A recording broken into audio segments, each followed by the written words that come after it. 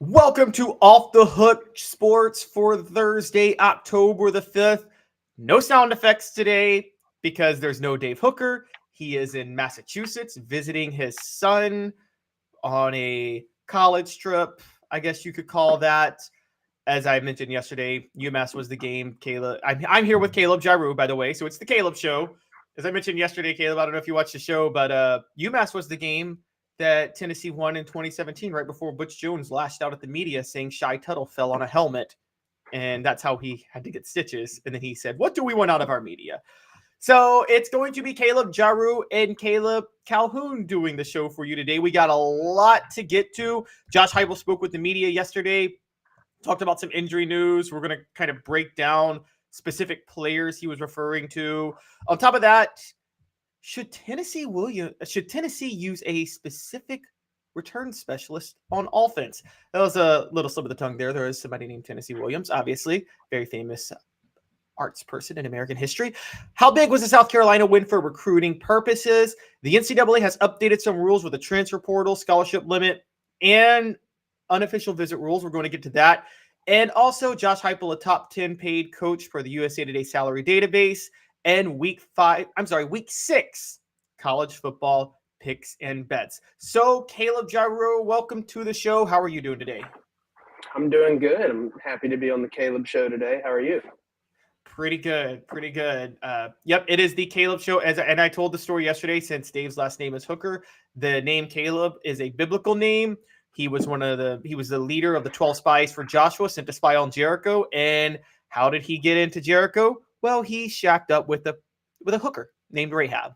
So that's where the name Caleb comes from. So we were meant to work with hookers, Jarreau. And so isn't that, don't you love how I can draw those connections? Yes, I feel like every time I'm on here, I get a new connection. Well, let's go ahead and dive in. We're going to start the show with Josh Heupel speaking yesterday. He spoke to the media ahead of Tennessee's bye week. And what really stood out to me, and we're going to get to this, is he spoke about players who missed the South Carolina game who he expects back by Texas A&M. There were 3 specifically. They were all hurt for the game. Dante Thornton at wide receiver, Andre Carrick at offensive line, and Jeremiah Crawford at offensive line. All 3 missed the game. Heupel said he expects all of them back for Texas A&M. But, Jarreau, I want to ask you the question first. Who does Tennessee need back the most among those 3? I would have to say Dante Thornton, honestly, just after the Brew McCoy injury. I know he's been sort of a lackluster addition compared to the preseason hype he got, but you lose Brew McCoy and now you're down one receiver. If one more person gets banged up in that receiver room, you're relying on, Caleb Webb, Chaz Nimrod. You're going all the way down to, a Nate Leacock to keep the wide receiver room going. So I think even though he's been kind of not lived up to expectations, kind of had a rough start to the season, he's still a veteran guy who has a lot of boom potential and a lot of natural skills. So I would have to lean Dante Thornton just after the Brew McCoy injury, but you can make an argument, I feel like, for the offensive lineman too, because that unit's still struggling a little bit. Yeah, it's not Dante Thornton. And I would have said Dante Thornton too at the beginning of the year with the Brew McCoy injury. It's Jeremiah Crawford. I don't want to knock Dane Davis. I thought the right tackle position was fine last weekend against South Carolina. Texas A&M's front 4 is significantly better than South Carolina's front 4. And you need Jeremiah Crawford for that game. He actually, if you really watch him, he hasn't been a significant drop-off from Darnell Wright. Now, Darnell Wright's amazing, but Jeremiah Crawford has been very reliable at right tackle when he's in the game. Theoretically, you would say Andre Carrick or Dante Thornton because they both actually fill a void at left guard and wide receiver. But the problem is, I don't think Andre Carrick, I'm going to say it, Jarreau, I want to know what your thoughts are. I just don't think he can play at this level. I think he was overrated. Yeah, his build is kind of doesn't look right for an offensive lineman. He doesn't look like he's got the weight that you need to be able to throw around in the SEC. And another thing is, unlike a John Campbell who started at Miami, Andre Carrick struggled to get in the rotation at Texas and then came to Tennessee and was kind of inserted immediately. So you kind of saw it already that he wasn't the guy when he was a Longhorn compared to, another offensive lineman transfer, John Campbell, who started at Miami and transferred for the sole fact that he just wanted more attention. to help his draft stock. So now he's making a good contribution. Andre Carrick hasn't had that same transition, and I feel like he adds good depth just to have a veteran body who, whether he makes the block or not, I feel like he probably knows where to go at the right time. But yeah, I'd have to agree with you. I don't think he's necessarily ready at the SEC level. I think he has a year or two of eligibility, so he could obviously get there. But even at its barest, he's a veteran guy who can give you some depth on the line. Very true. Very true. And you would think that Dante Thornton would be that for receiver. The reason I wouldn't be as big on Dante Thornton is he just, again, I told Dave about this yesterday.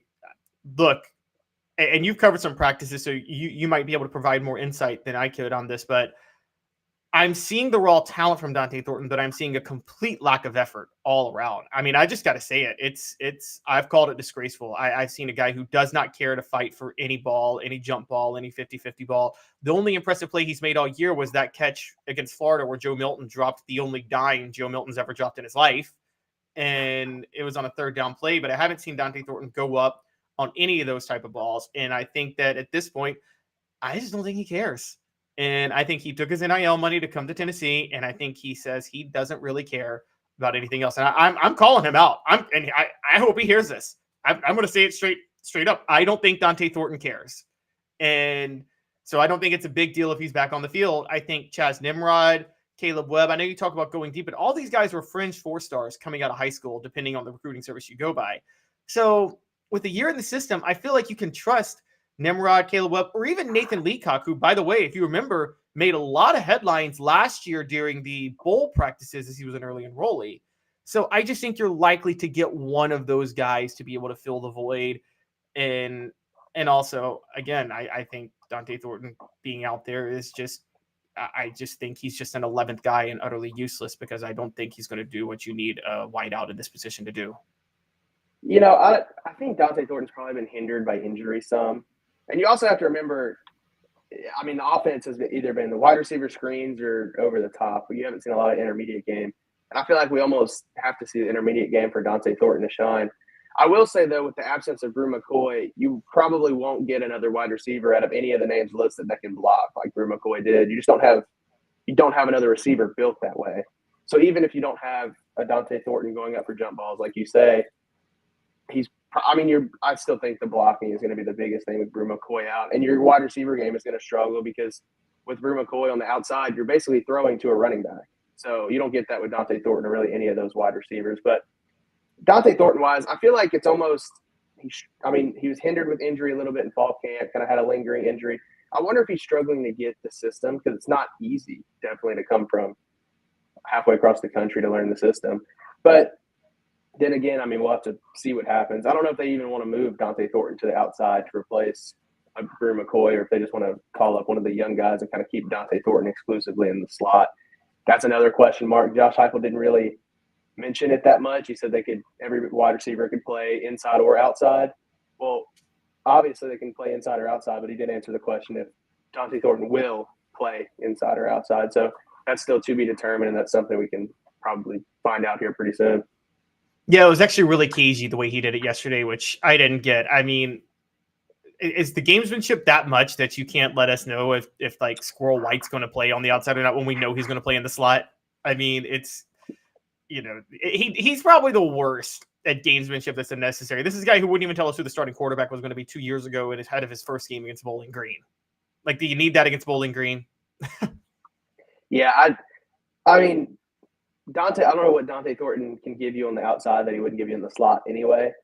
Just be a taller guy on the outside. So, yeah, the gamesmanship was a little much, I thought. But still, I don't know if they want to try to test him at the outside. We haven't seen him at the outside that I can remember. And you have some younger guys like a Caleb Webb who have stepped up already.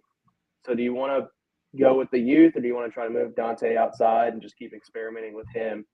I think, honestly, you probably just want to leave him in the slot because if, like we talked about, if he's struggling in the slot and he's kind of taking him a couple games to get it under his belt, I think the worst thing you could do is move his position and give him a whole nother set of problems and assignments on the field.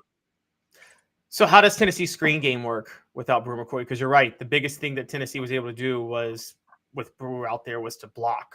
And Thornton can't replace that. Can they still run these same screens? Or Joe Milton's going to have to start completing more passes downfield, right? Yeah, I think you have to open. I don't see how you can do anything else besides the intermediate game, because the only way the screens work is you hit a guy like Squirrel White on the outside, and then you have Brew McCoy take off the first cornerback. Well, Squirrel White can get 5, 6, 7 yards with the speed easily, plus more if he can battle. Well, it takes that away. You don't have to respect it as much. Brew McCoy, we saw his blocks on Joe Milton's 70, 81-yard run or whatever it was to start the game. That's going to be the biggest place they miss Brew McCoy. I don't think you have a replacement. I think you're going to have to open up the slants, the posts over the middle of the field and try to get something working there and hope that Joe Milton can complete it, because your screen passes are going to go from the 10, 11 yards they were going for to 7, 8. I guess you have to open up the middle of the field. Yeah, that's going to happen, and Joe Milton's going to have to improve his touch on the ball on those slants and things like that over the middle of the field. So I would say that, yeah, that's going to have to be the case. And the message board is bringing it up. Ragged Top Tom says they're going to have to start calling downfield throws now, no more 12 to 15 screens a game. And then this is going to show why Joe Milton may be a liability or maybe not. We don't know. We'll see. I mean, I get why people think he will be on this. D comes in and, okay, D's trying to play the Heupel is smarter than me. I'll never understand his ways. It's why he makes $9 million. We're going to talk about Heupel's salary a little bit later in the show. But D also says Dante can't hold on to anything more than 10 yards. That's an interesting one. And Travis Case, this is an interesting point. Could they switch it up to the tight end screens? I floated to Dave lining up Jacob Warren like in the wideout spot a couple of times a game. But I mean, the only problem is the minute you do that, that's when you probably know the screen is coming, isn't it? Yeah, you're going to have to, either with him or Castles, you're going to have to line him up in the wideout spot and show that you're not going to call a screen, which means you also have to have tight end routes from the wideout spot. So I'm not sure what they could do. They also don't have to throw it to the tight end. You can just throw it to the wide receiver and use the tight end as the lead blocker. Or maybe even, Warren and Castles both line up in the slot sometimes. Maybe have them in the slot and the wide receiver just run towards them after they catch the screen.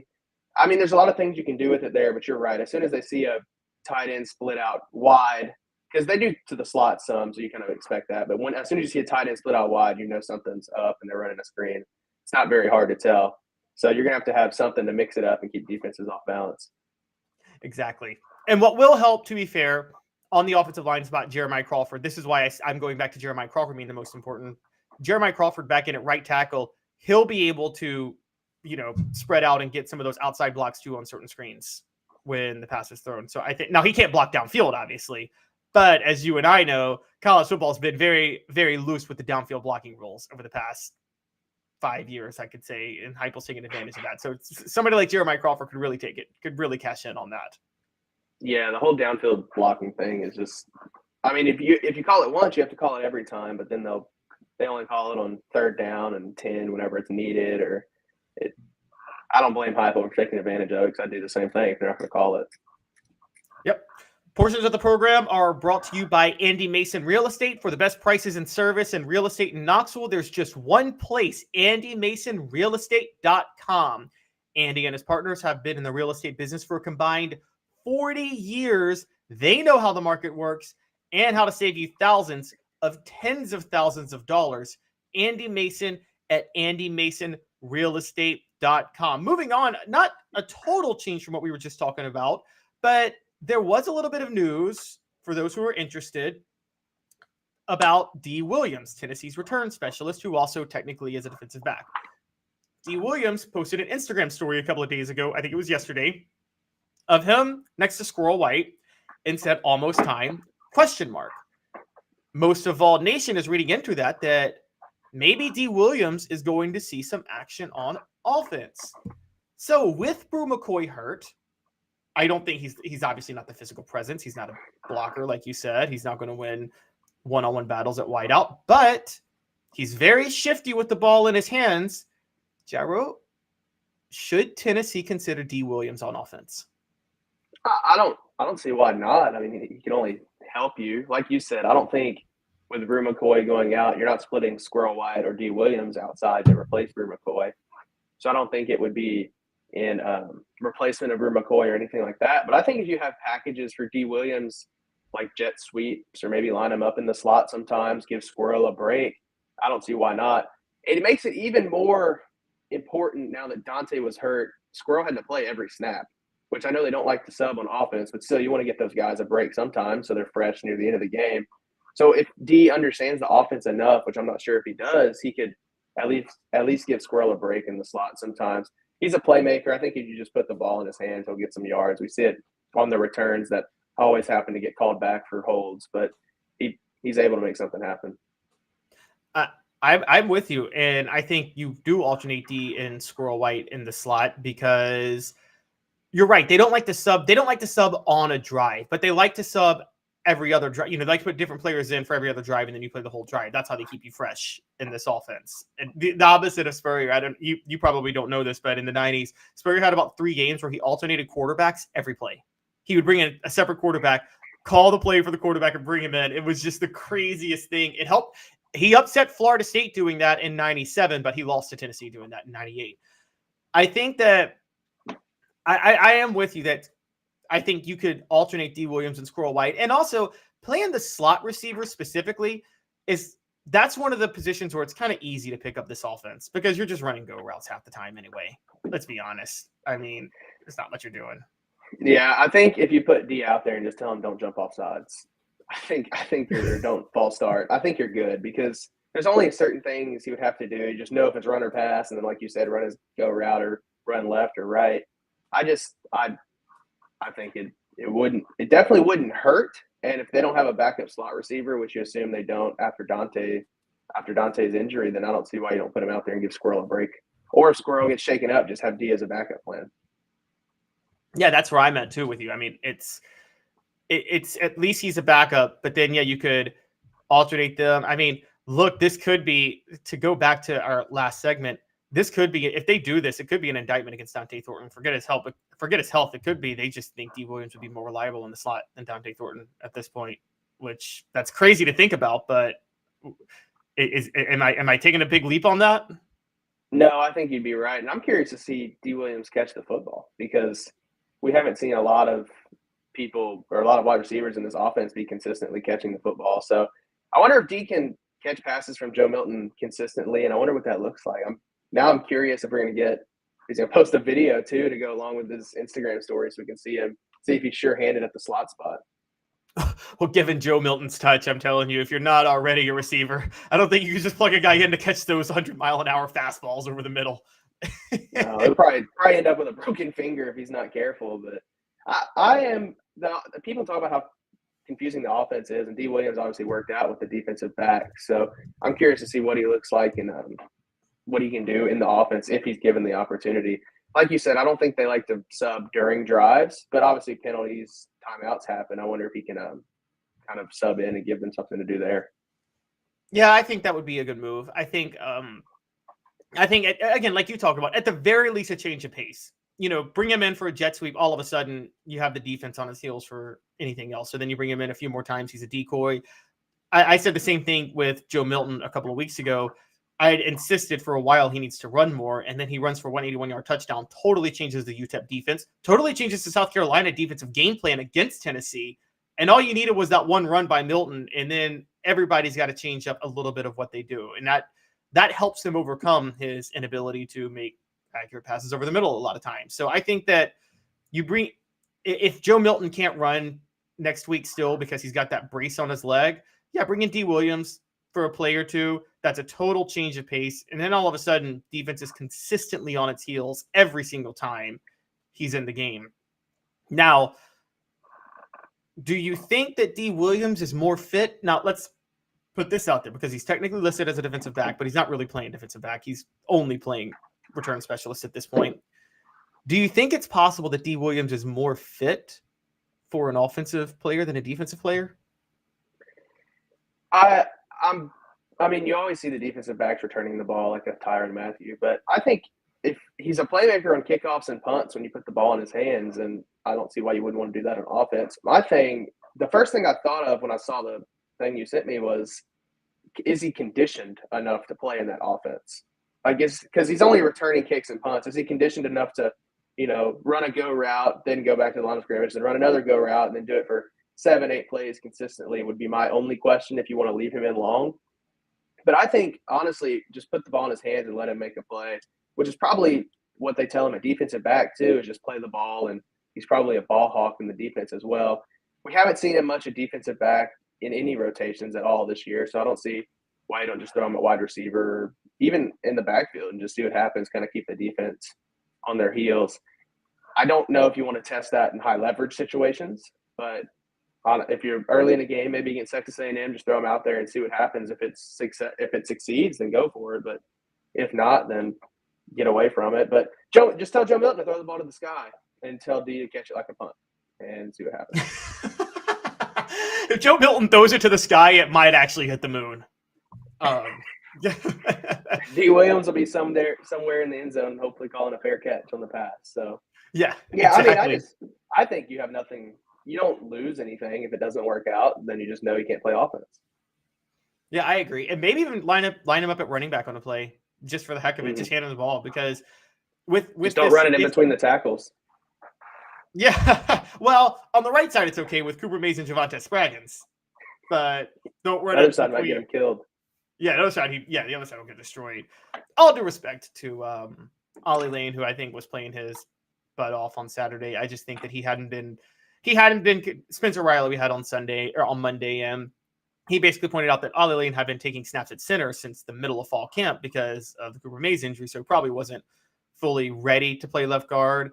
Andre Carrick was hurt and can't play left guard, so I'm sorry to say that out loud, but yeah, that was a very tough ask for Ollie Lane to go from the first 4 games at center to find out on Thursday that, hey, we need you at guard. And I think he did fine for what he was doing. I'm just saying, like, if those running backs can take a hit anywhere in between the tackles. My only thing with D. Williams would be if you throw him in between the tackles and he gets a big defensive lineman on him. There's no big defensive lineman tackling him on kickoffs. So that would be the only thing there. I think jet sweeps or get him on the outside of the tackles and let his speed go to work could be very successful.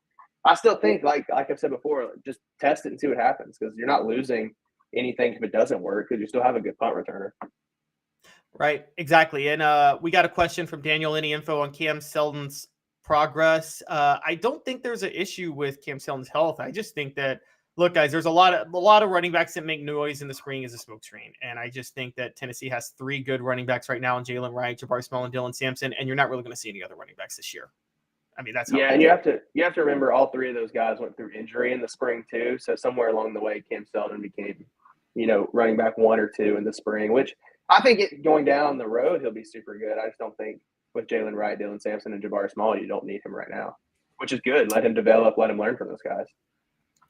Yep. Rocky Top Tom has the joke of the day, and Dave is going to kill me because I'm going to show this message when I talked about Joe Milton throwing it to the moon.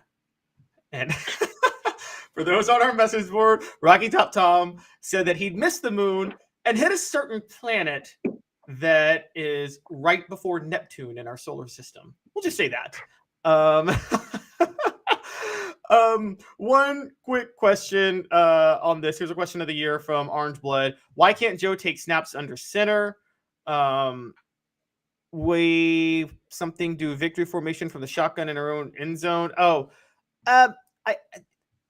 Taking snaps under center is harder than you guys think when you practice in an offense like this and you're always in the shotgun. It's not easy. It's actually easier to get into shotgun after practicing under center all the time than it is to get under center after practicing in the shotgun all the time. It's actually a lot more complicated under center. And I just don't. They had Hooker do it a few times last year. The one time I saw them do it this year was on a 4th and 1, and they got stopped on the 4th and 1 because John Campbell whiffed on a block against Virginia. I haven't seen them do it otherwise. We're not going to see a lot of Joe Milton under center this year, even on short yardage plays, are we, Jarreau? Probably not. I don't like the shotgun on 4th and 1, 3rd and 1, or on the goal line. I think you should be able. And now with Cooper Mays back, I wonder if we'll see it a little more.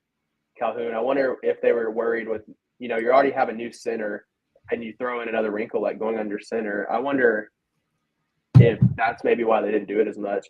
I would like to see, Joe Milton, with Cooper Mays pushing Joe Milton just QB sneak if they're ever on the 1 yard line. He's massive. I don't see why that wouldn't work. So I would like to see it more on short yardage situations. I don't think we will see it more on short yardage situations. We'll probably just see a wide receiver screen. Yep, I agree. When we come back, we're going to talk a little bit of recruiting news. Tennessee had a lot of visits in the stands last week against South Carolina. How big of a deal was that for them? And also some NCAA rules that might affect a lot of teams on the recruiting trail. We're going to talk about that. Stick with us. We'll be right back. 2 minutes. Got cataracts? We can fix that. Never miss another moment. With a little help from Doctors Campbell, Cunningham, Taylor, and Hahn at ccti's.com.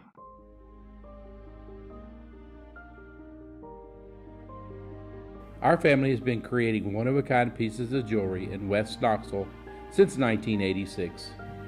Each piece is a combination of unique processes that bring your idea to life.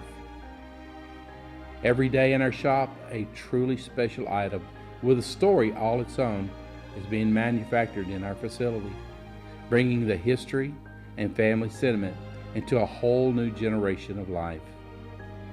We're grateful that you chose us to be Knoxville's best jeweler, a title that we value and respect. Because to me, being a jeweler and owning a jewelry store are not the same thing. I'm Rick Terry, I'm a jeweler, and we want to be your jeweler. Kingston Pike and Campbell Station Road in the heart of Farragut, and downtown on Gay Street right next to the Tennessee Theater. Hi, Mike Davis here with City Heating and Air, reminding you to always dare to compare. Our team provides quality local heating and air service, installation, and maintenance across East Tennessee. We use only the best equipment like American Standard heating and air conditioning for your residential, new construction, or commercial needs. Honesty, dependability, and customer satisfaction have been the cornerstones of our business since 1961. City Heat and Air. Dare to compare. These mountains hold and defend a spirit far better than moonshine. A drink that holds flavor that becomes necessity. A hard cider made and relished by folk who are as hearty as they are legend. A refreshment that can only be found in one place. With a taste that makes you say, give me 3 bottles of the good stuff. Tennessee Cider Company, where necessity can be found. Welcome back to Off the Hook Sports. It's the Caleb Show again today with Dave Hooker out. Guys, please hit that like and subscribe button and turn your notifications on. We crossed a milestone yesterday, 3,000 subscribers. An incredible, incredible accomplishment that we consider for ourselves, given the fact that we started this thing, we're talking 16 months ago. So we're very, very proud of that. Please tell a friend. We are doing something really, really special here. We're having a lot of fun with it. And again, please hit the like, subscribe, turn notifications on. You don't want to miss it. This is the best place for college football coverage. I'm just going to tell you that right now. We are the most objective people in the world. There's not a close second. And so we're objective, we're entertaining, we're fair, and we love all of you guys. So I want to move on to a little bit of recruiting news, and I've got our resident recruiting expert here in Jarreau. And so last week, Tennessee had a lot of people on hand, a lot of prospects on hand for the South Carolina game. Those prospects got to witness the dark mode uniforms, Neyland Stadium at night, which was so wild that Spencer Rattler thought Tennessee treated it like a Super Bowl because he wasn't used to loud night games, not realizing Neyland Stadium is always loud like that when you're playing an SEC team at home, and that's semi-competitive. And then they got to see Tennessee win. Jarreau, I want to get to some prospects specifically if we can, but before that, how big of a deal do you think just the win itself in that setting was for Tennessee in recruiting? Yeah, I think when you're going to bring recruits out and have a big weekend, that you need to win the football game. And I feel like they won every facet of the game. And especially for the big recruits, like you ran the ball well, you got wide receivers involved, you had a pick six, good defense. I think every prospect there was probably watching their position group. And I feel like every position group played good on Saturday night to impress the prospects and beat South Carolina with the dark mode uniforms on, with the environment like it was. I feel like you checked every box, and we see schools all the time bring out, a ton of recruits for these games, and then they end up losing the game, and the recruits are kind of left wondering why they even went to watch that team play. You didn't have that on Saturday night. You had Tennessee win, and I feel like they checked every box. The environment was on top. I mean, the team played well. It's everything you can ask for a big recruiting weekend, and I figure that they'll probably have some success down the road from it. Yeah, and it's one thing and you're right, they had to win this game because the long-term stability of the program was at stake, and that matters to recruits as much as anything. It's one thing if it's 2021, Heupel's first year, and all of this hype is happening, and you lose a game then, like the Ole Miss game that year that they lost at home. It's one thing if you lose that because it's the first year for Tennessee. It's not really a red flag for program stability long-term. So all you really need to sell at that point is the excitement of the fan base. And you can tell the recruits, yeah, we lost this game, but you're going to be a part of taking it to the next level. It's harder to sell that your third year. So you actually have to win. And particularly winning against South Carolina, which is a crucial recruiting battleground state for Tennessee. I talked about this after Tennessee beat Clemson in the Orange Bowl. Tennessee relied heavily on South Carolina when they were in their heyday. I mean, all four of their starters on their defensive line in 98 came from the state. They need to cash in on Clemson declining as a program, and they need to make sure they need to make it very clear South Carolina is not on their level. And it's even though last year happened, I do think Saturday night, don't you, Jarreau, gave a vibe that they let recruits know we are a step above South Carolina in every way. Yeah, I would feel that way. And I feel like also it kind of helps drive the narrative that last year's game against South Carolina in that dominant season was truly a fluke where they didn't play as well. Like they lost that game in every aspect just because just about everything that went wrong could. So I think that even adds some credibility to players who saw the game last year and thought, wow, South Carolina is the place to be. That now you beat South Carolina, and South Carolina's 3 losses now, I'm pretty sure. You got Georgia. They lost that opener in North Carolina, which was a big recruiting weekend as well. So you're just establishing yourself better than South Carolina in every aspect now. And like you said, there's a lot of battles even for prospects not in South Carolina, just prospects considering South Carolina, that Tennessee can now say, hey, why would you go over there? We just beat them on our home field and you were there watching it. Yeah, and last year, Cam Pringle, Mazio Bennett, they're at Tennessee if the South Carolina game doesn't happen. It's just that simple. Moving on to prospects this week, let's talk a little bit about some, Jarreau. How did some of these prospects react to going to that game on last Saturday? Because Tennessee had a lot of players in the stands, didn't they? Yeah, I think overall it was good. I think the biggest one for Tennessee probably was Daniel Hill. He's a 4-star running back, listed as an athlete, but he's going to be a running back that was visiting Tennessee. This staff really wants another running back to pair with Peyton Lewis, and now they've kind of tabbed Daniel Hill, as that guy, 6'1", 220. South Carolina was probably his top school coming into Saturday, and he took his official visit this weekend where Tennessee beat the brakes off of South Carolina at Neyland Stadium. So that's probably going to sway him a little bit. He took an official visit to South Carolina as well. So we'll probably not see his decision until later in the year, but I feel like Tennessee is in a very good standing with him after that game. Got to see the environment. Just everything about that Saturday went well for Tennessee in that aspect. And then your second, he's from Meridian, Mississippi. So he's another guy, Daniel Hill, where you're not competing for a prospect that's in South Carolina, but it's somebody who's considering both schools from an outside place. Your second official visitor was Cam Michael. He's the number 8 athlete in the country, number 139 prospect. He's another guy that they wanted to get on campus for an official visit and kind of try to sway him with that environment. And I feel like they probably did that. He's officially visiting Texas A&M this weekend, so I'm sure he'll be watching when A&M comes to Knoxville next weekend as well. Those are the 2 official visitors, which I feel like are probably the biggest ones. Calhoun. You also had 5-star offensive tackle Jordan Seaton in the stands. He canceled his visit to Oklahoma to be in Knoxville this past weekend. That was a pretty big visit. You see the offensive line depth that's needed after this season. And a lot of that starts with guys. They need to get guys who can come in and play immediately, not guys that need a year or 2 to develop. I feel like Jordan Seaton can be one of those guys that can come in and make an impact.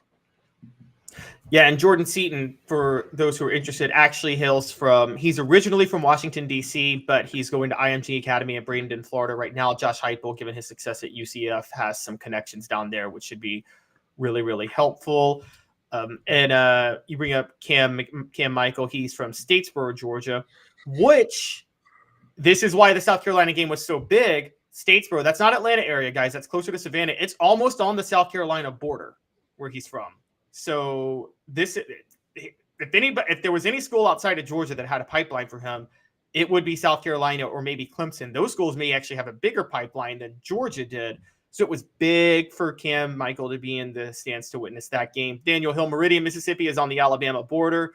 And so you could still see the Tide or Auburn come in and make a move. But South Carolina being his top school and Tennessee doing what they did on Saturday, that's a big deal. And I think what's really going to help, look, Williams-Brice Stadium is a good recruiting selling point for anybody who's been there. It gets loud. It's one of the louder stadiums. It's not the Swamp or Gainesville, or it's not the Swamp or Baton Rouge, but I would actually consider it on that level to a certain degree with Neyland and now Bryant Denny, given the fact that they've closed the bowl at Bryant Denny. But if South Carolina's 2-3 and they're not going anywhere, do you know when his next visit is? Daniel Hill's visit to South Carolina, Jarreau? I want to say I think he's done with visits, and if he does, it'll be an unofficial visit if he takes another one. So those are always super fluid, and he could probably decide Saturday morning he wants to go to the game and go.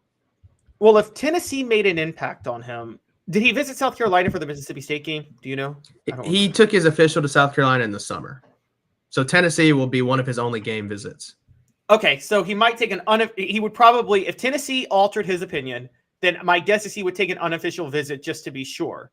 The good news for Tennessee is that if South Carolina starts stumbling, let's be honest, I don't care if it's Tennessee or LSU or Florida, it's going to be the same with South Carolina, that there's going to be apathy that sets in with the crowd, and it's not going to be the same rocking stadium when he visits, right? No, I would have to say the same thing. I mean, what do the fans really have to cheer for now that the season's basically over for South Carolina? All of their goals they were supposed to achieve, with Spencer Rattler coming back and a couple of the wide receivers coming back, they're supposed to be competing. Now they're just fighting to get in a bowl game, honestly, and they were supposed to be competing for the SEC East. So I'm with you. That stadium gets loud. You have Sandstorm, you have all of that, but I don't think it'll be the same environment if he visits, later in the year, or even whoever they have this weekend, just to see it. I don't think, like you said, I don't think the crowd can get up for Missouri or whoever else they have left on the schedule when you know that your season's basically toast. Yeah, I agree. So I think I think Tennessee should want him to take another visit to Williams-Brice, honestly, for that reason. Yeah, I mean, honestly, it would help them. And Alabama's in there for Daniel Hill, which is another thing. But I feel like even if it comes down to, I feel like no matter what, that visit on Saturday probably ended South Carolina's chances, or at least diminished them greatly. So it might become a Tennessee-Alabama battle or somebody else, but I don't think South Carolina will be able to compete with Tennessee if those are his top two schools at the end of his recruitment. I'm going to tell you something that's hurting Alabama in recruiting when they bring kids for visits for home games. And it's actually starting to hurt Georgia, because what the players do is seeping to the fans. When you win that much, apathy sets in to a point to where for like your standard SEC game, like a night game against South Carolina, your fans just aren't that loud because they expect to win that game 57-0. And it's almost like they start treating college football regular seasons like the NBA regular season, which is, it's just a game to get better, yada, yada, yada, move on to the next one.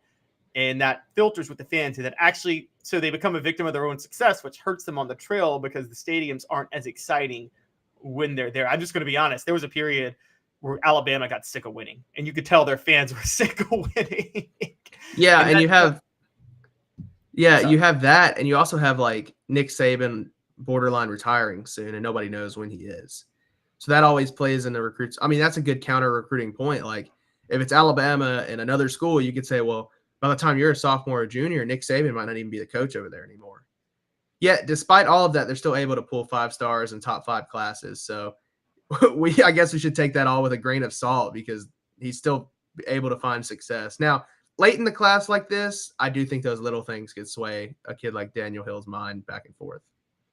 Yeah, I agree. Because the ones that we're thinking about it rationally, which if you think rationally, you commit to Nick Saban because you look at your NFL potential, that those guys make those commitments in the summer, which, by the way, you're not going to commit to South Carolina in the summer for that, because there's no proof that Shane Beamer's doing that for you. There's no proof that he's getting you ready for the NFL. But yeah, I agree. And it's in these players at this caliber, once they start becoming fringe 5-stars, NIL is not going to sway them as much because they're looking at they're not dumb enough to sacrifice an NFL career for a few extra $100,000 at playing college ball. They're just not. Yeah, I think it was The Athletic who did a big research like database thing, and they found that 5-stars, whether you go to the worst SEC school or the best SEC school, still are drafted by the highest percentage. So that, I mean, you're right. They're looking at NFL. They're not worried about money, or you would think they're not worried about stuff like that. I'm sure winning championships and going to a winning team obviously plays a role, but also if you're playing on a winning team, then you're probably going to get drafted anyway. So it all kind of goes hand in hand. I agree with you. Yeah, where you get drafted is more important than your NIL, because where you get drafted is where it determines your guaranteed contracts in the NFL. And so that's the biggest focus for college athletes, is where they get drafted, particularly 5-stars who know they're going. Want to move on a little bit to some more somewhat recruiting news. There was the NCAA Division I Council met, I believe it was yesterday, and they changed a lot of rules. So there's 3 specific rules they changed. And I want to go through each of them, but then we'll first talk about which one's the most important. So the first rule they changed, they dropped the 25 player per year scholarship limit. So the NCAA's rule was you can never have more than 85 scholarship players at a time, and you can never sign more than 25 players per year. They got rid of the 25 players per year and just said 85. You just can never have more than 85, and it's your choice on how you want to go about that. The second change is the transfer portal window reduced to 45 total days per year for every sport. Now, it's different when those windows open. There's 15 days here, maybe 30 days here, 20, whatever. But it can't be more than 45 days per year. You have, if you're an athlete, 45 days to make a decision on the transfer portal window. And then the next one is they have banned photo shoots on unofficial visits. That Gucci Mane song photo shoot came into my mind from like 2009. But which one of these is the biggest deal, Jarreau? Well, I can tell you, in my opinion, the least is the transfer portal, for the simple fact that most of those kids know they're transferring but like the portal doesn't open and they're like, oh, I want to transfer now. Like, you're transferring way before. So I would say the portal is definitely the least. And then honestly, the scholarship, the 25 limit hasn't been enacted since COVID, I believe. I would probably say that's the biggest change, because if you have a 25-person signing limit, you don't get what Dion did at Colorado. So I think you expedite kind of reviving programs when you can sign more than 25 guys and kind of rebuild programs. And in all honesty, for a team like Tennessee or a lot of SEC teams, I don't think you're often approaching that 25 limit anyway. I think you're usually about 19, 20, 21 kids per class anyway. So I think that's probably the biggest overall, but I don't think that affects Tennessee as much. The unofficial photo shoots, I'm not sure what the point of changing that was. I don't know who was affected by getting photos taken on unofficial visits. I feel like that was partially like a motivator for kids to take unofficial visits. Yeah, I think that might be the big thing. They just don't want the unofficial visits. But like, I think kids take unofficial visits to help. One, Dave and I talked about this. You should be allowed to take as many visits as you want to try to determine. Now, that doesn't mean you have to be pampered by the school every time you go, but you should be allowed as many visits as you want to make your decision. They're taking these unofficial visits because they want to. I mean, they want to make sure they want to be sure about a decision they make. I mean, this is their future. Like we're sitting there criticizing kids when they're waffling about things. This is a big deal, and it's your future. I mean, for every Tennessee fan that might complain about that, guys, Peyton Manning didn't commit to Tennessee until January of '94, a month before National Signing Day was when he committed. And I think he visited during the '94 ice storm, like 2 weeks before. And so, he never even had been in Neyland Stadium for a football game, but he just had a connection and felt something right about the place. It's so a little bit of history lesson for you guys here. I'm with you. The scholarship limit's the biggest one, and it hasn't been around since 2019. And Dion definitely took the most advantage of it. There's going to start being a question of what it does is it resets the market for coaches. You're not getting 4 years to turn around a program anymore. You might get 2 with the scholarship limit, with no scholarship limit, because it's going to be like, oh, you can just bring in the talent you want. So quick history lesson. You might not know this, but Johnny Majors won his national title at Pitt because there were no scholarship limits. Now, Johnny Majors takes over Pitt in 1973. and has the largest signing class in history. I think he had close to like 45, 50 guys or something like that. Included in there was Tony Dorsett, and just signed every single elite player he possibly could. The next year, the NCAA put in the scholarship limits. Well, that whatever class at Pitt won the national title in 76. And Tennessee goes and hires him in 77. And the scholarship limits are in place, which obviously the scholarship limits require you to be a lot more meticulous with how you go about offering and things like that with your class. Well, because Johnny Majors had to be more meticulous, it actually hurt him a little bit. And he never did replicate the success he had at Tennessee that he had at Pitt. But he had the success at Pitt because he signed a gigantic class in 1973. And he was never able to do that again. And that created... So I actually think the scholarship limit is the Johnny Majors rule because of what he did at Pitt in 1973. And so it's kind of funny how that works out, because that class, him doing that, raised his profile enough for Tennessee to hire him back home in 1977 and totally altered the landscape of Tennessee football history. So just kind of an interesting tidbit about that. I bet you didn't know that, did you? I did not know that, but I do know that now that Deion did what he did at Colorado, you won't see coaches like Billy Napier have the leash that they're going to have in the future, because everybody's going to be compared to him. I feel like it's kind of changed the landscape, and now that there's really no signing limit, it's just, I mean, the floodgates are open for, if coaches don't win or in 1, 2, 3 years, just hire another guy and see if he can do it. Yeah, I agree. And also with Deion at Colorado, you're right. Billy Napier's leash is doubly short, because don't think for a second Florida's not going to try to open a checkbook for him now. And given the fact that he went into Florida State, that'd be the best coup they could ever pull off, just to get Deion as head coach. Yeah, and I mean, the loss at Kentucky and Billy Napier's comments to the media, it does not seem like things are going well in Gainesville anymore. Even after the win to Tennessee, like, I thought that would at least buy him another year, because you beat Tennessee at home, stadium was full, and then you just kind of go to Lexington and do the complete opposite. It's crazy what they have going on. Yeah, Florida's a better team at night. This is all about when teams practice. You know this. Tennessee practices. They practice at like 7, don't they? So I think they start meetings at 7 and then practice at 9. Yeah, so Tennessee's up early and practicing. And Florida, I think, does the late afternoon practices. And so when you play a noon game at Kentucky, who also practices in the morning, that's going to favor them. But when you play a home game against Tennessee at night, that's going to favor you. On top of that, Tennessee's banged up with Cooper Mays. The swamp is imposing. Florida put everything they had into that game because they knew that, like, Billy Napier's career was hinging on that game. And so I think that they literally just utilized everything they had to make sure they won that game. And so I think now coaches just aren't. Look, who's the last successful coach that by his second year did not at least have 9 wins one season? Jimbo still has a job, doesn't he? Yes, did he have but 9 wins? Florida State, he did his second year. I mean, but at Texas A&M, I don't think that did up. he? That's a good question. His second year, but also his buyout is so much that you have to give him more than 2 years.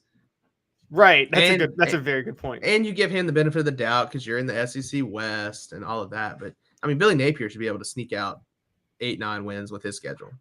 That's true. Jimbo did win a national title, though, I think, which bought him a lot of leeway at A&M. And he went 9-4 his first year. And so that helped. This is another Johnny Majors story. Yeah, Johnny Majors was 4-7 his first year, 5-5-1 his next year, 7-5, and then 5-6. And everybody was wanting him fired, but he had bought so much leeway for winning the national title at Pitt and being a Tennessee guy that a lot of people let him.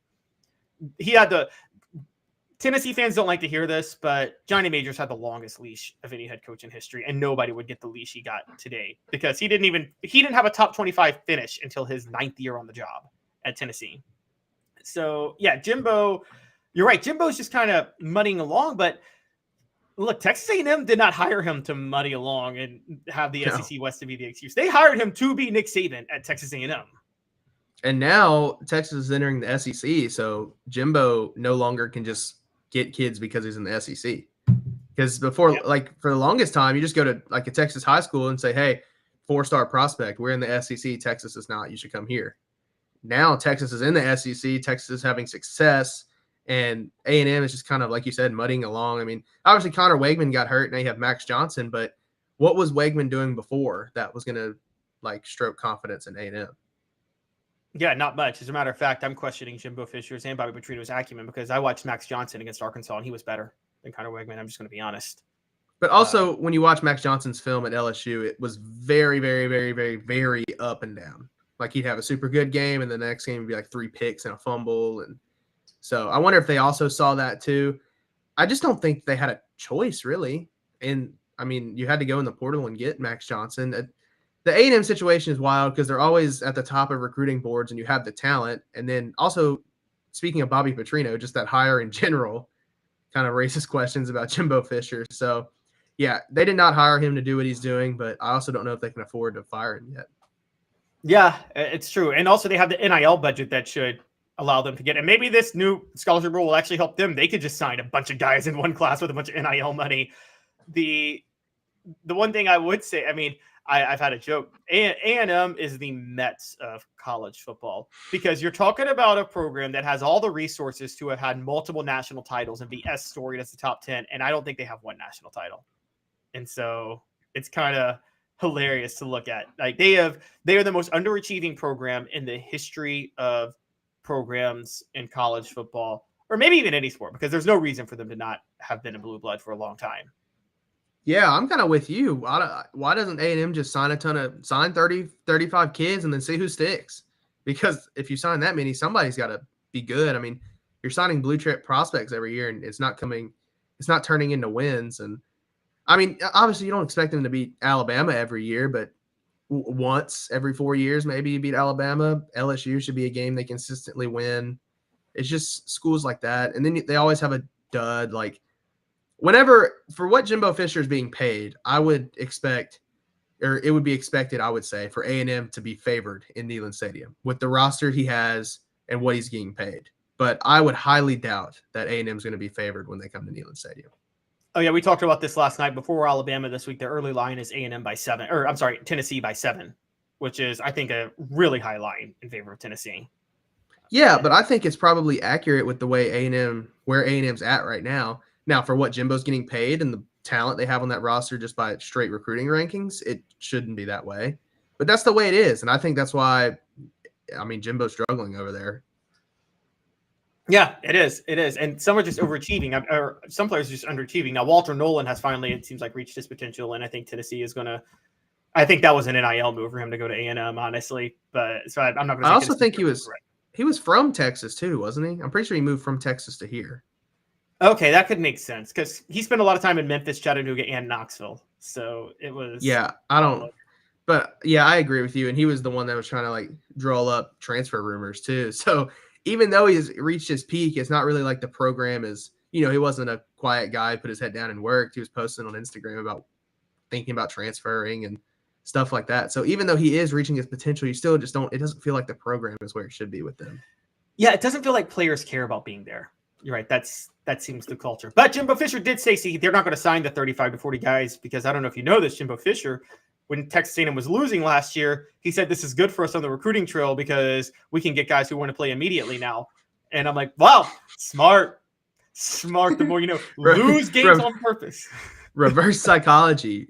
Load up 5 stars and then lose to get more 5 stars and then try to win. I mean, it doesn't make much sense. But I agree with you. It just doesn't feel like they're where they're supposed to be. And when I think of Texas A&M and you think of like the big alumni base and like Aggies and the band and the midnight yell and all that stuff, the number one thing is like they're proud of Texas A&M no matter what, like no matter how crazy it looks on the outside. And then your players aren't even like proud of Texas A&M. It's just not, it's an indictment on your program, really. It is. It's a culture thing. And by the way, there was a culture problem at Florida State before Jimbo Fisher left. So this is 2 places he's been where there's been a culture problem. So psychologically that's an issue. Jarreau, thanks for hanging with us. I know you got to go before the end of the show. I really appreciate it. You were amazing today, and thanks for all you do for us. Yep, the Caleb and Caleb show is now just the Caleb show. It is. It's now just the Caleb show. I appreciate it, Caleb. I'll see you later. Thanks. Have a good one, Jarreau. When we come back, we're going to do some predictions, and I've got some coverage to do about Josh Heupel's salary, believe it or not. So we're going to talk about that, and we're going to have a little bit of fun. Had a bad week on predictions, but I'm going to come back this week. So stick with us. 2 minutes. Be right back. Sun, sand, and salt water, the beach is a very relaxing place. Unless you wear contacts. Ow! Open your eyes to the best the beach has to offer with LASIK vision correction from Campbell Cunningham Laser Center. Ah. Sports Treasures in North Knoxville is one of the South's largest sports cards and memorabilia dealers, featuring over 10 million sports cards from vintage to modern. Sports Treasures carries a full line of hobby boxes, singles, autographed memorabilia, Tennessee Vol collectibles, fan cave decorations, and so much more. See a museum full of collectibles at Sports Treasures, 4819 North Broadway in Fountain City, and Sports Treasures on Facebook. Sports Treasures, where the real sports fan goes to shop. Have you seen the latest TriStar Hats Co. product? TriStar Hats Co.? What's that? You know, those really cool hats, shirts, tumblers, and even license plates with 3 stars like the official Tennessee flag and stripes like the American flag. Pretty patriotic if you ask me. Ah, gotcha. Seen those. Those are cool. Where can I get them? Simple. TriStarHatsCo.com. And if you order now, there's 10% on any order $50 or more. Plus, use the promo code HOOKED. With the promo code HOOKED, you get 10% off. That's hooked. And don't forget free shipping with any order over $50. Stock up at TriStarHatsCo.com. That's TriStarHatsCo.com. There are plenty of wannabes out there, so make sure you go to TriStarHatsCo.com for the best quality and customer service. Will do, and I'll be sure to use the promo code HOOKED. That's hooked when I do to save an additional 10% off. TriStarHatsCo.com. TriStar Hats Co. is a trademark of TriStar Hats Co. LLC. Any use without express written consent is prohibited. Welcome back. Before we get to some money talk, for a couple of things, I just got to say I like this comment. I like this comment by Elias Gray. If Jimbo signs too many guys, the boosters might spend too much on NIL and won't be able to pay his buyout. That's a good point. Never thought about that. Maybe Jimbo Fisher is running out of NIL money to spend on recruits because those boosters are thinking, yeah, we'd rather spend that money to pay out your contract because this is annoying what you're doing. Actually, a great thought. Best take of the day so far. Not that you guys don't all have great takes, but that is the lead take as of right now for the day. And that list is fluid and can change if somebody else comes with something better. So let's move on. We've got some news about coach salaries. Speaking of money, because oh my gosh, that was the perfect transition. I didn't even think about that when I said it, but USA Today's salary database came out for head coaches, college football head coach salaries, all 100, I believe 20 of them that are at Division I schools that aren't private schools. So the private schools, their salaries aren't out. They don't have to put those out. So number one is obviously Nick Saban at $11,407,000 with a maximum bonus of $1.1 million. Dabo Swinney is number 2, $10,884,775. Kirby Smart's number 3, $10,705,600. All of those make sense. All 3 have won multiple national titles. They're the only 3 that have won multiple national titles in college football. Ryan Day's number 4 at $10,271,250, the most underachieving coach given his salary and what he walked into. Mel Tucker is at number 5 with $10,015,350. Obviously, Mel Tucker has recently been fired for cause. I believe Michigan State is trying to avoid paying that buyout. I don't know if they will, though, so we're going to have to see how that goes. Brian Kelly is number 6 at $9,975,000. As of right now, that is overpaid, and I was somebody who believed in Brian Kelly, but he's let me down so far, so that is overpaid. Number 7, we just talked about him, Jimbo Fisher at $9,150,000. Just so you guys know, Jimbo Fisher's buyout is $77 million. Right, Kirby Smart's is now $92,625,000. So Kirby Smart has a higher buyout. However, Kirby Smart has earned it, and Jimbo Fisher has the second highest buyout. Rounding out the top 10, number 8 is Mark Stoops at Kentucky. $9 million, $13,600, $51 million buyout. I'm going to be honest with you guys. I actually believe Mark Stoops' number should be higher. I think Mark Stoops does at Kentucky is one of the most impossible things possible. And then at number 9, tied for number 9 on salary, to be fair, are Josh Heupel and Lane Kiffin, both at $9 million. Now, the difference is the maximum bonus, Josh Heupel's is $1.7 million, Lane Kiffin's is $2.6 million. But the school buyout, Josh Heupel's is $46,500,000. So Josh Heupel, number 9, Lane Kiffin, number 10. The question becomes, does Josh Heupel deserve to be a top 10 paid coach? Now, before you guys sit there and say, obviously, because of what he did in 2022, there are coaches on this list that are below him that I'm going to name who have accomplished more than him to this point. Now, I'm not going to debate with Lane Kiffin, but James Franklin at Penn State's at 11, $8.5 million. Whatever you think about him, he has won a Big Ten title and coached in the Rose Bowl. Jim Harbaugh at Michigan is at 12, $8,254,600. Has won 2 Big Ten titles, gone to 2 college football playoffs. Heupel still hasn't won a Power 5 conference title, nor has he coached in the playoff. Luke Fickell at Wisconsin, $7.6 million. Luke Fickell has won a Group of 5 conference championship. Actually, the same one that Josh Heupel won, the American. They both have won the American. However, Luke Fickell got Cincinnati into the playoff. Josh Heupel didn't, although to be fair, they both had undefeated regular seasons.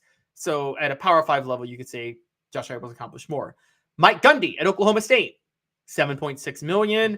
Mike Gundy has won the Big 12, was a fluke Friday night loss in 2011 away from coaching in the national title game. So, does Josh Heupel to this point deserve more than a James Franklin, Jim Harbaugh, or Mike Gundy, or even Luke Fickell? I'm going to say Luke Fickell, yes. But James Franklin, Jim Harbaugh, Mike Gundy. Should any of those coaches be making more than Josh Heupel? I'm going to say Jim Harbaugh and James Franklin should. Based on the school they're at, which is a power institution, the fact that they have a conference championship, and the fact that Jim Harbaugh has gone to multiple college football playoffs. At the very least, Jim Harbaugh should be ahead of Josh Heupel. He should. As of right now, Jim Harbaugh should. That doesn't mean Josh Heupel. If you ask me who I'd take as a head coach tomorrow, I would take Josh Heupel, but I think Jim Harbaugh has proven more. I think Jim Harbaugh should be paid higher. Now, at the same time, there are people Josh Heupel should be higher paid than. One of those is Ryan Day. Ryan Day inherited a program from Urban Meyer and hasn't taken it to any level. I know he's gone to multiple college football playoffs and he won the Big Ten a couple of times, but he shouldn't be number 4 on this list. He's actually underachieved given where Ohio State was before he took over. Brian Kelly, if you're paying him based on what he did at Notre Dame, I kind of understand it. And so because of that, that's where Brian Kelly and Jimbo Fisher are a little bit hazy because you're paying them based on what they did at previous schools. That's how you lured them to your schools in the first place. Jimbo Fisher has a national title. Brian Kelly took Notre Dame to the national title game. And I don't care what you guys think about Notre Dame as a blue blood football program. Notre Dame is not a national title contending football program. It's not. It's not 1989. It's impossible nowadays to have that level of success at Notre Dame. There are too many other variables. So I could make the argument that Brian Kelly and Jimbo Fisher both deserve to be ahead of Heupel, but I could also make the argument that Heupel deserves to be ahead of Kelly and Fisher. Mark Stoops, I told you Mark Stoops maybe should be the highest paid coach in college football right now. There's what you can do at a place and what you're doing, and Mark Stoops has gone way above what is possible at a place. The same might actually be true of Dabo Swinney because he's gone above what I thought was possible at Clemson. Nick Saban to at Alabama just because I thought any dynasty like that was impossible to a certain degree. But Josh Heupel at 9. Does he belong at 9? That's the question.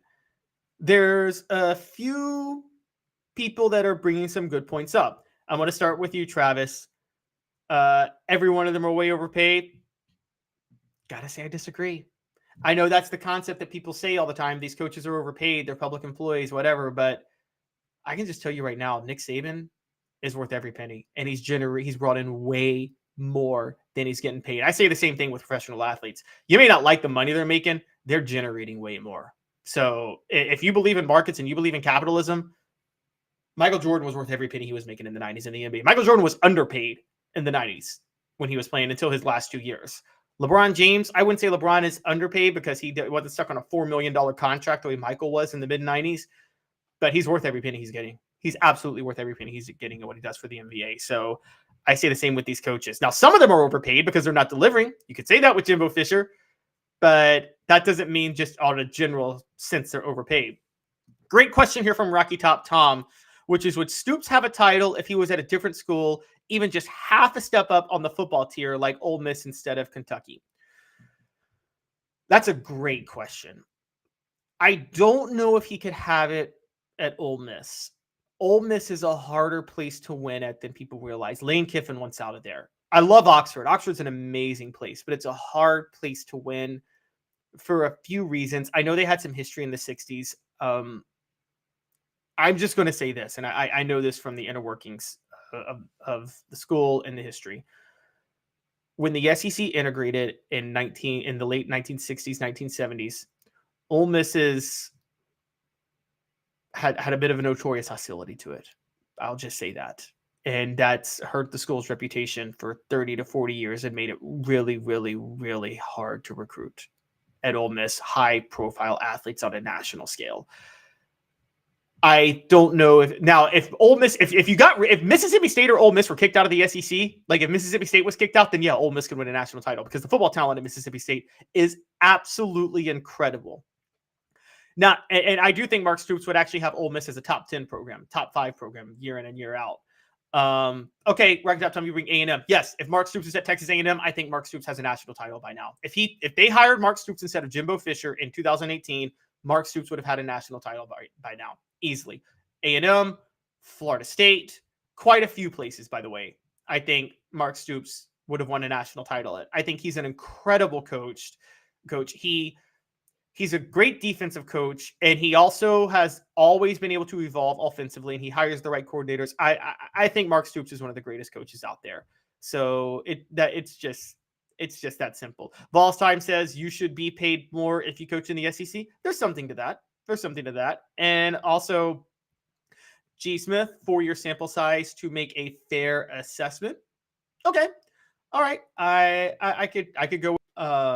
And as Elias says, for people who says coaches are overpaid, Tennessee fans were screaming in the 2010s, pay a coach the money. I mean, pay a coach and the money will come. Yes, one of Tennessee's problems was they were cheap when they were hiring coaches.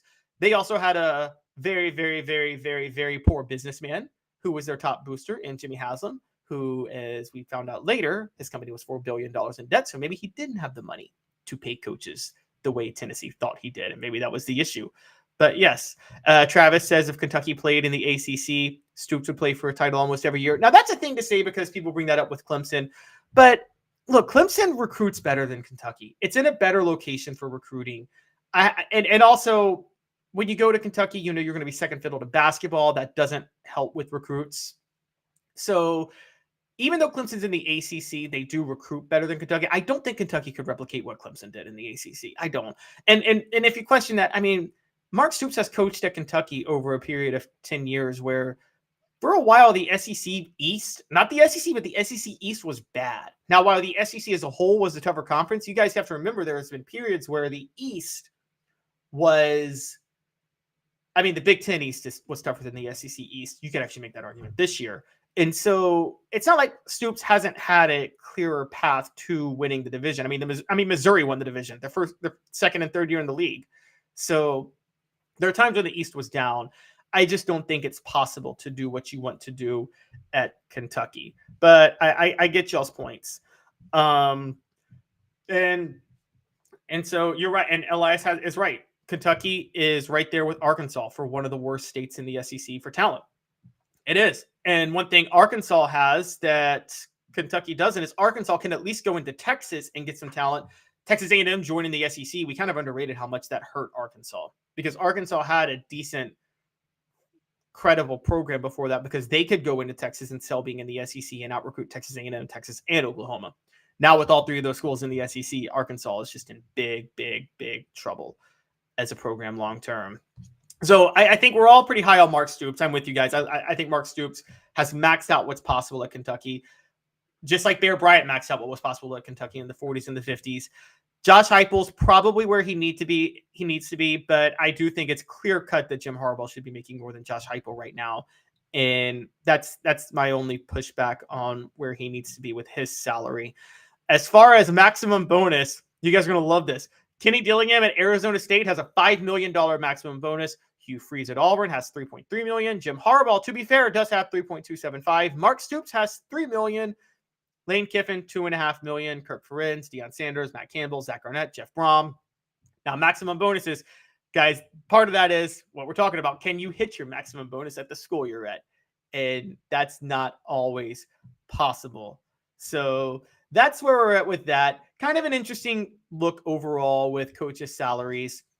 I think that some of them do amazing jobs. Now, where does this go? Here comes a question. Where does this go with the 12-team college football playoff, particularly with maximum bonuses? So let's take a Mark Stoops at Kentucky because we're asking about him.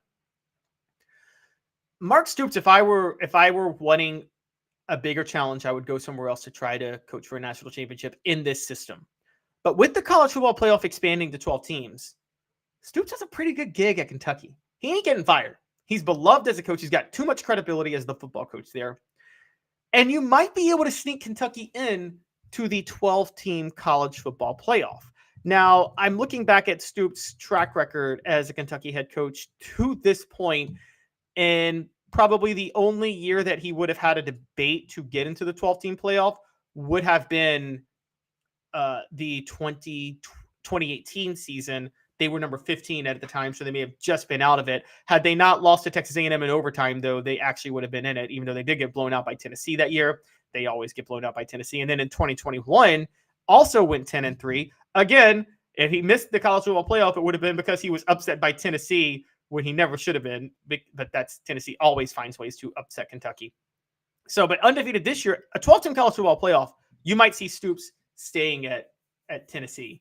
And so I think it's a big deal. I think it's going to alter what coaches do in the future because they will realize there's less pressure and they can still compete and reach the goal of competing for the national title with the 12-team playoff. It's actually going to limit to a degree the coaching carousel. You might not see Brian Kelly bolting Notre Dame for LSU if there's a 12-team playoff. I mean, that's the honest truth. Those type of bolts may not happen as much with the 12-team playoff. So that's going to be interesting to see where that all goes. All right. It's time for some picks. Week 6 college football picks and bets. They are brought to you by Zen Sports. Zen Sports is the new sportsbook in Tennessee, revolutionizing the way you earn sports betting rewards. That means no more deposit bonuses that turn into deposit nightmares. On Zen Sports, what you see is what you get. And with their cash rewards program, you get a lot of cash. For a welcome bonus, earn an unlimited 5% cash back on your betting volume, for your first 15 days when you sign up with the code HOOKED. That's right, unlimited 5% cash back. Keep betting and keep earning with up to 3% cash back on your betting volume every month after that. And refer friends to earn a percentage of their betting volume as cash rewards too. Zen Sports is bringing the cash back to Tennessee. So if you bet big on sports, you want to be betting on Zen Sports. Zen Sports betting just got better. Must be 21 or over to gamble and in the state of Tennessee to do so. So moving on to picks, I would like to point out that I did not do too well last week. Last week, I was 0-3 on picks of the week, and I was 9-14 overall. Now, I own when I screw up like that, and I did. However, Caleb's Casino is still 61-48 on the year and 9-8 on bets of the week. So both crossed the 52% threshold. So if you followed me, you're still making money. And I will. Travis, you're saying I cost you 10 G's last week with the Arkansas Texas A&M game. I am not responsible for your bets. I am responsible if you win. I'm not responsible if you lose. That's how this works. That's the rules. Okay. If you win, I'm responsible. But if you lose, I am not responsible. I did think Arkansas would give A&M a game. I did not see what Max Johnson was doing. I did not see that coming. Nobody could have seen that coming. I take no responsibility for that because I'm never responsible if I lose. That's just how this works. Okay. So let's get to going with our bets for this week. So now we're going to do as we always do. We're going to do every game with an SEC team, every game with 2 top 25 teams, and I'll do the 3 best lines of the week, regardless of top 25 or SEC or anything. I'm adding this week, though, if there's a game featuring 2 undefeated teams, it's October. Some undefeated teams are still not in the top 25. But if there's a game featuring 2 undefeated teams, I'm not going to care if it's in the top 25 anymore. I'm going to pick it because it's kind of a big game. And that's where we start. We've got Maryland, who is the first team out of the top 25 of both polls, but is 5-0. They're visiting Ohio State this weekend. Ohio State's coming off a bye. They should easily win. They're favored by 20. I'm taking Maryland plus 20. And the reason I'm taking Maryland plus 20 is because Ohio State is a more defensive-oriented team this year. Maryland does have a solid pass rush at times. Kyle McCord is not C.J. Stroud. He's a statue in the pocket. And because they won't be able to score at will like they usually do, and because Maryland has a quarterback who can air it out in Talia Tagovailoa, to his brother, who is the best quarterback in the Big Ten by far, and one of the best quarterbacks in the draft for next year, I think Maryland's going to be able to keep this close. I do. And so I say take Maryland plus 20, even at Ohio State when Ohio State is coming off a bye. Also take the under 57 because Ohio State just hasn't been scoring much. All right, next one. Red River Shootout.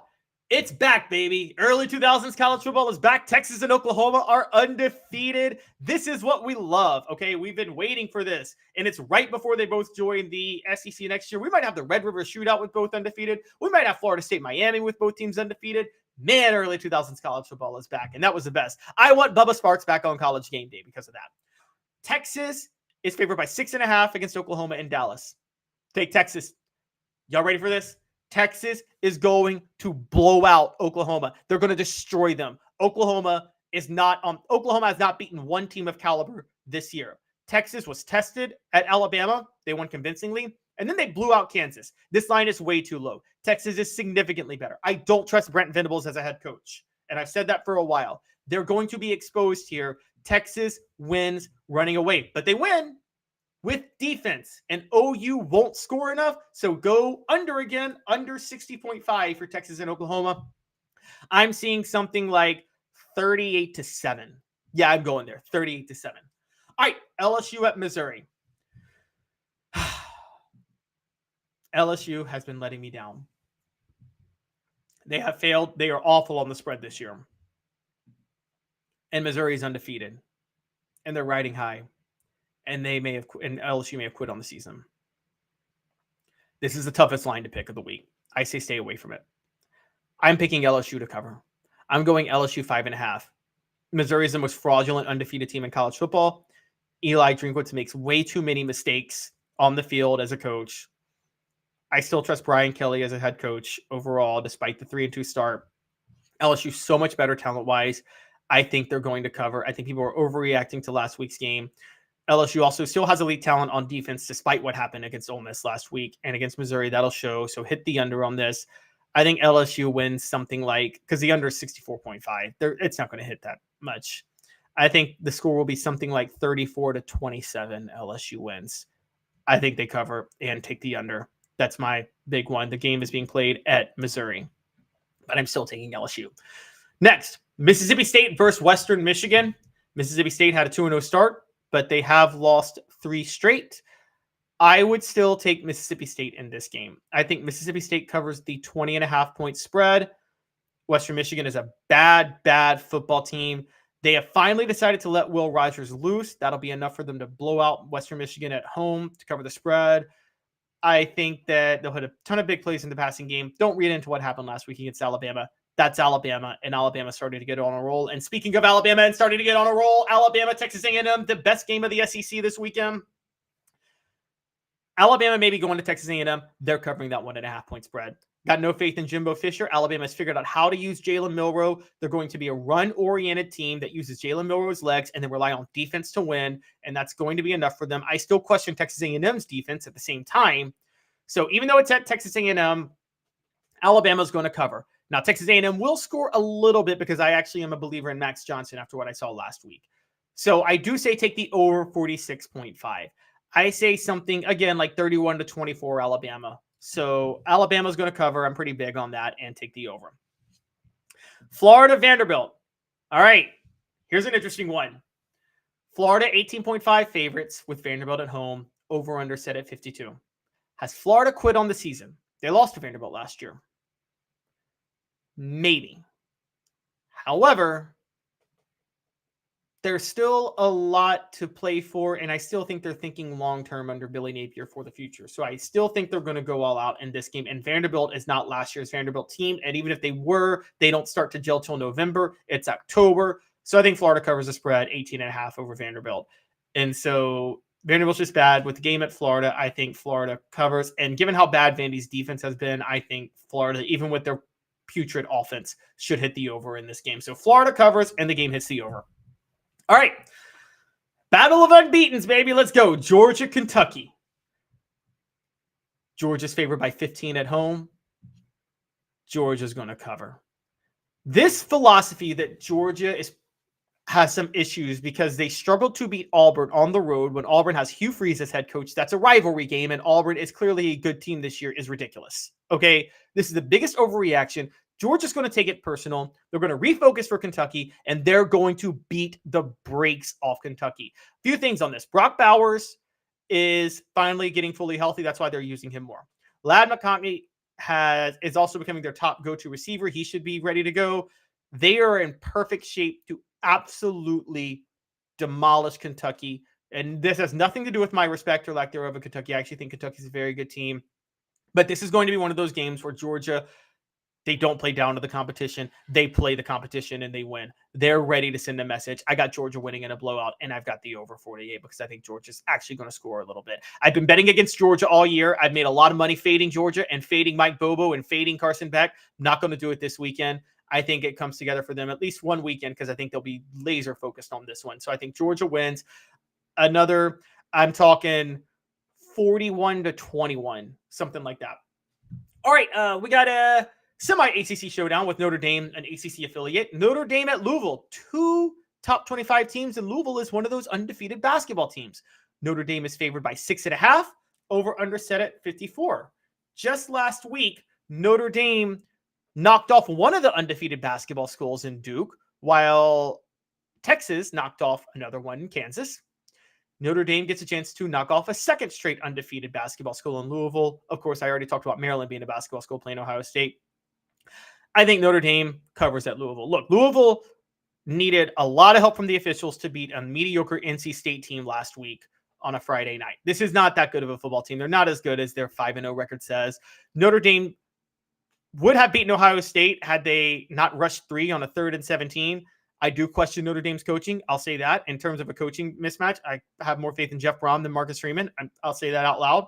But at the same time, I don't think that's enough for me to say that Notre Dame doesn't win this one because I think that Notre Dame is just a significantly better football team at this point. So because of that, I've got Notre Dame covering the 6.5-point spread, and I got the under again. Notre Dame's been making every game ugly and about defense, so I got the under. Notre Dame wins this game. It could be another 21-14 game between Notre Dame and Louisville.